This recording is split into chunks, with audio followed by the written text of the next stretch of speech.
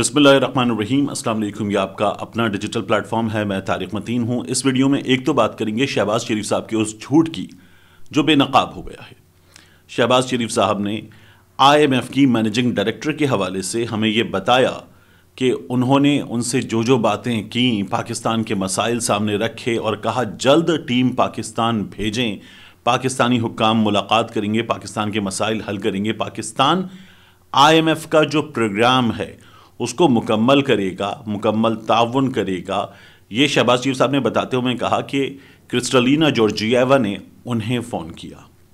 लेकिन अब शहबाज शरीफ साहब के झूठ का कच्चा चट्ठा एक्सप्रेस ट्रिब्यून में शहबाज राना साहब ने खोल कर रख दिया है। क्या माजरा है ये मैं अभी आपके सामने बताऊंगा। इसके साथ साथ इम्पोर्टेड हुकूमत एक बड़े ब्लंडर के लिए तैयार है। ये लोग, यही हुकूमत, यही इसहाक डार ये बड़ा ब्लंडर पहले भी कर चुके हैं, एक बार फिर करने जा रहे हैं। इसकी भी तफसील से आपको आगाह करेंगे। और जनरल रिटायर्ड फैज़ हमीद साहब की बेटी की शादी के मौके पर जनरल रिटायर्ड बाजवा साहब के साथ क्या हुई ये भी मैं तफसील के साथ आपके सामने रखूंगा। वहाँ मौजूद जो लोग थे, जो ऐनी शाहिदीन हैं, वो क्या बताते हैं ये भी अभी आपको बताते हैं। पहले बात शहबाज शरीफ साहब के झूठ की। शहबाज शरीफ साहब ने हमें ये बताया कि IMF की MD ने उन्हें फ़ोन किया। फ़ोन शहबाज शरीफ साहब को आया और शहबाज शरीफ साहब ने उसके बाद उन्हें बताया कि पाकिस्तान के ये इस वक्त शदीद संगीन नौयत के मसाइल हैं।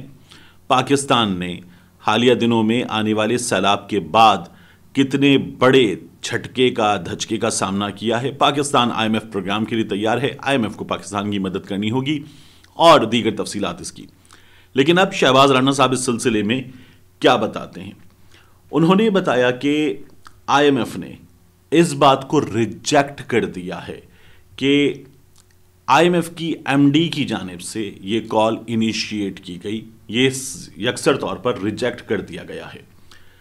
IMF की जो पाकिस्तान में रिप्रेजेंटेटिव है, रेजिडेंट रिप्रेजेंटेटिव ईस्थर पेरीज, उन्होंने ये कहा कि the call took place in response to a request by the Prime Minister of Pakistan to discuss the international conference on resilient Pakistan।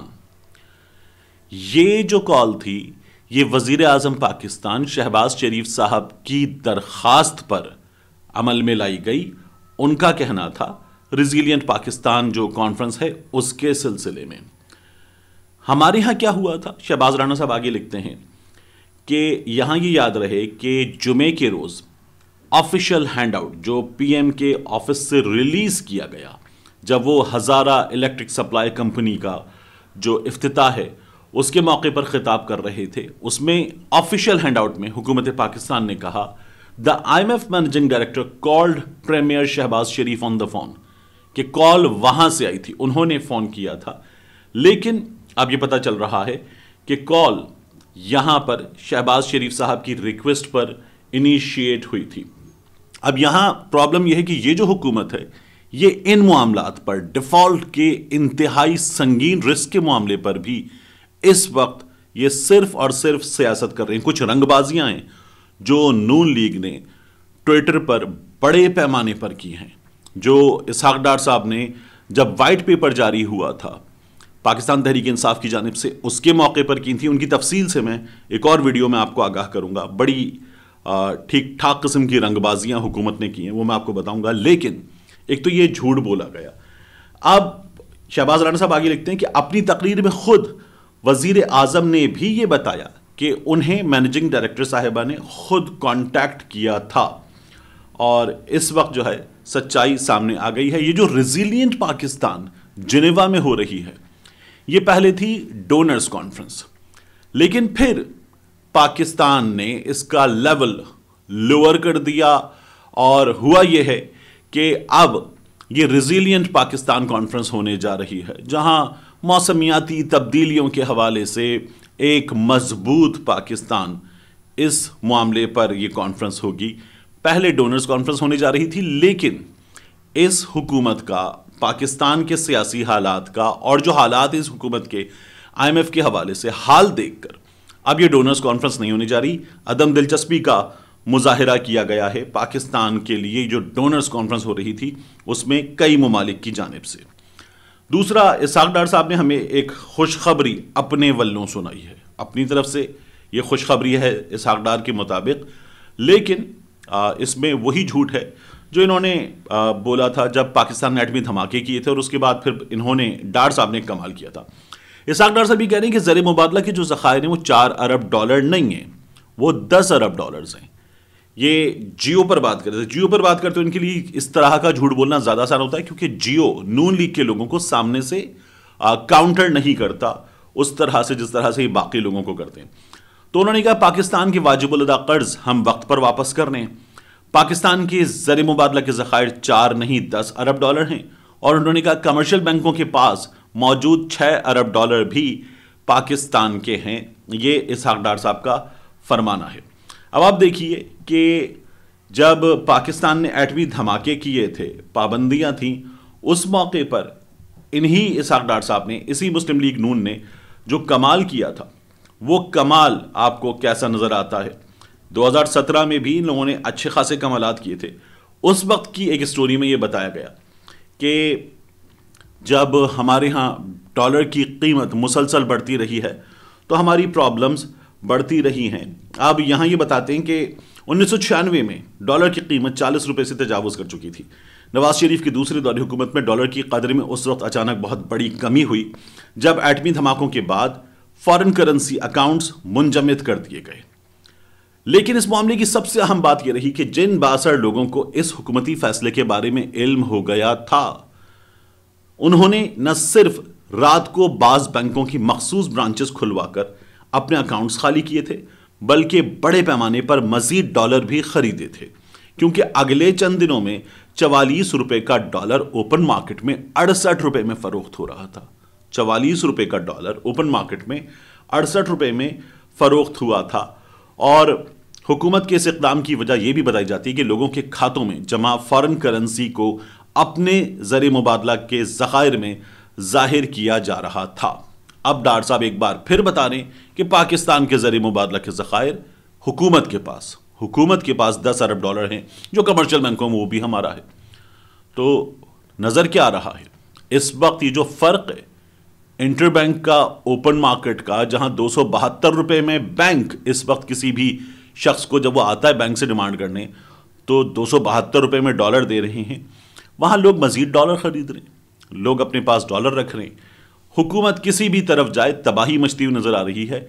General Asim Munir साहब एक बड़ा काम कर सकते हैं, सऊदी अरब में मौजूद हैं, वहां से हौसला अफजा खबरें आ रही हैं, लेकिन अभी कुछ कॉन्क्रीट चीज़ हमारे सामने नहीं है। वहां से पैसे आ गए और जो पैसे हमें अभी वापस करने हैं यूएई को 2 अरब डॉलर, वो रोल ओवर हो गए तो कुछ ब्रीदिंग स्पेस मिल जाएगा। लेकिन हुकूमत गलती क्या कर रही है, ये वो मेजर्स हैं कि इन मेजर्स को लेने के बाद फिर गलतियां, और उसके बावजूद भी हम या तो डॉलर आता है बाहर से, जब हमारी लेबर गई हो, हमारे लोग वहां काम कर रहे हैं, वो अपने घर वालों को भेजते हैं, रेमिटेंसेस होती है तो डॉलर आता है, या डॉलर आता है तब जब हम अपनी इंडस्ट्री से बाहर माल भेजते हैं, वो माल बिकता है, पाकिस्तान में डॉलर आता है। लेकिन हुकूमत इंडस्ट्री को सपोर्ट नहीं कर रही, इंडस्ट्री मुसलसल चीखें मार रही है और पाकिस्तान में डॉलर का इनफ्लो इस वक्त तकरीबन बंद है। हुकूमत एक बार फिर बड़े ब्लंडर के लिए तैयार है। जाते जाते मैं आपको बताऊं, जनरल बाजवा साहब जनरल फैज़ हमीद साहब की बेटी की शादी में मौजूद थे, तो यहां पर कुछ तस्वीरें जनरल बाजवा साहब की आई हैं, जैसे सरदार तनवीर इलियास के साथ तस्वीर आई, या एक दो और लोगों के साथ आई हैं। जनरल बाजवा साहब ग्रे कलर के सूट में थे और वहाँ जो है जनरल बाजवा साहब ने ये जाहिर किया कि वो बड़े रिलैक्स्ड लोगों के दरमियान आए हैं। अब ये जिन लोगों की शादी थी, जिस तरह की यहाँ पर गैदरिंग थी, उसमें ये गैदरिंग भी हाई सिक्योरिटी गैदरिंग थी, क्योंकि यहाँ chairman joint chiefs of staff committee मौजूद थे, अफवाज पाकिस्तान के साबिक और मौजूदा सीनियर तरीन अफसरान मौजूद थे, जनरल बाजवा मौजूद थे, जनरल फैज़ हमीद की बेटी की शादी थी, अहम तरीन शख्सियात यहाँ मौजूद थी। तो इस शादी में जनरल फैज़ हमीद साहब की बेटी की इस शादी में जनरल बाजवा साहब आए और लोगों में घुले मिले नजर आए। तो हकीकत यह है, इमरान मीर साहब जो खुद इस शादी में मौजूद थे, वो ट्वीट करके बताते हैं कि कई सीनियर अफसरान ने जनरल बाजवा से मुसाफा भी नहीं किया। जनरल बाजवा के बारे में कई सीनियर अफसरान फौज के ये पहले भी बता चुके हैं और इसको रिपोर्ट किया जा चुका है कि उनके बारे में शिकायत है कि वो अंदर भी डबल गेम कर रहे थे। अब यहां पर भी यही हुआ है। इससे पहले जनरल बाजवा साहब ने एक और कोशिश की थी, जब वो गए थे पिंडी के स्टेडियम में मैच देखने। तो जब मैच शुरू हो रहा था, जब लोग जा रहे थे, जब लोगों की बड़ी तादाद थी, उस वक्त नहीं गए। ये दोपहर में लंच के आसपास किसी वक्त अंदर गए। बाहर जो इनकी एक सिक्योरिटी टीम थी वहाँ और कुछ लोग पीसीबी की मैनेजमेंट कमेटी के एचआर के लोग थे, वो आए। उन्होंने बाजवा साहब को रिसीव किया स्टेडियम के एक मखसूस दरवाजे पर और वहाँ से ये वीवीआईपी बॉक्स में जाकर बैठ गए। और हिदायत ये थी सरकारी टीवी के लिए कि कट नहीं किया जाएगा, जनरल बाजवा साहब को स्क्रीन पर नहीं दिखाया जाएगा, वरना लोग नारे वारे मार के रिएक्ट कर सकते हैं। तो दिखाया भी नहीं गया। बाहर से एक आध तस्वीर जारी हुई और बताया गया कि जनरल बाजवा साहब जो है वो लोगों के दरमियान आए हैं। उसके अलावा जनरल बाजवा साहब ने कुछ सहाफ़ियों के जरिए अब तक बार बार अपना माफियो ज़मीर बयान करने की कोशिश की है, लेकिन हर बार जावेद चौधरी साहब ने जितने कॉलम लिखे, अब तक कोई 5 कॉलम लिख चुके हैं, वो तमाम के तमाम जनरल बाजवा के खिलाफ चार्जशीट साबित हुए। यानी जनरल बाजवा ने अपना मोबाइल निकालकर शहजाद अकबर की एक फुटेज इमरान खान को दिखा दी। ये जनरल बाजवा के मोबाइल में, ज़ाती मोबाइल में मौजूद हैं चीज़ें।